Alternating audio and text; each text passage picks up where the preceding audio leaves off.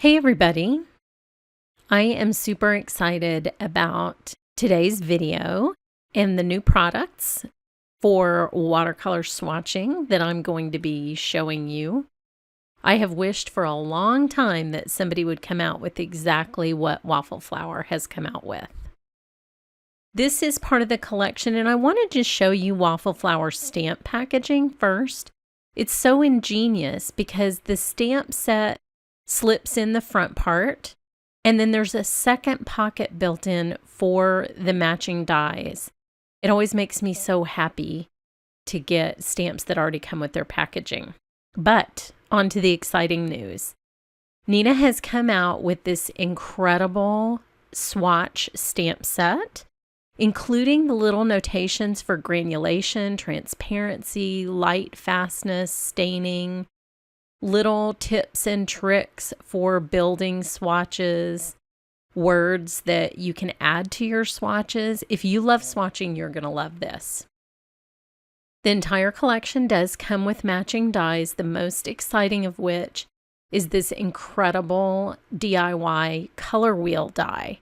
So the die cuts out the color wheel, and then there are additional color exercises included with the stamp set that goes with it. But what's cool about the die is it actually turns like a real color wheel to reveal different pieces of the chart, and I'll show you that in just a bit.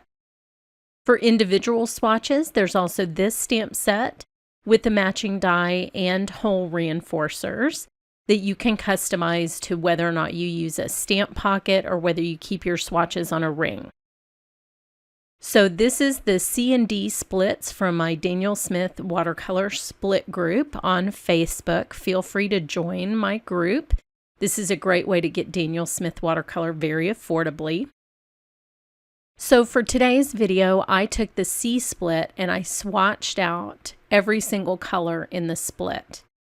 And the way the little hash marks on the swatch charts work, what you do is you take a Sharpie or a other waterproof pen and you draw a line, making those two little hash marks meet before you swatch. Then after you swatch, you come back and draw another line, and the comparison between the before and the after line, like here on the wisteria, shows you what the transparency or opacity of the pigment is.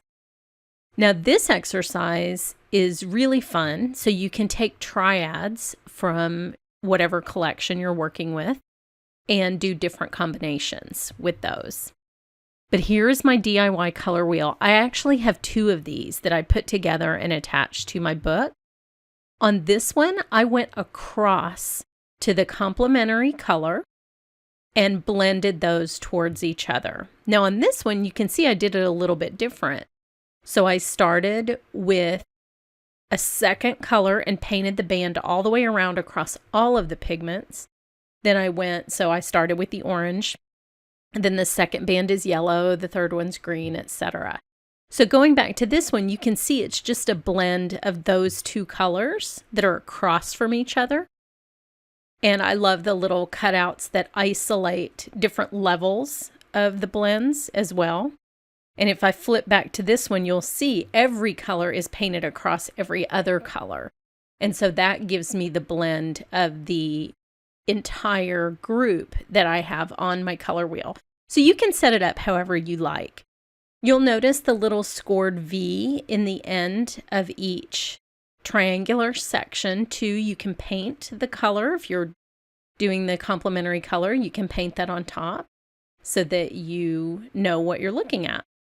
Now this is just my Diane Reevely dialogue book. This is the perfect size for these swatches, and so I'm going to swatch all my other splits and do the color wheels, pulling the primaries out of each split that I have. Here's a better picture of it. So I'll do this for all of the Daniel Smith splits. This is what the book looks like when it's closed.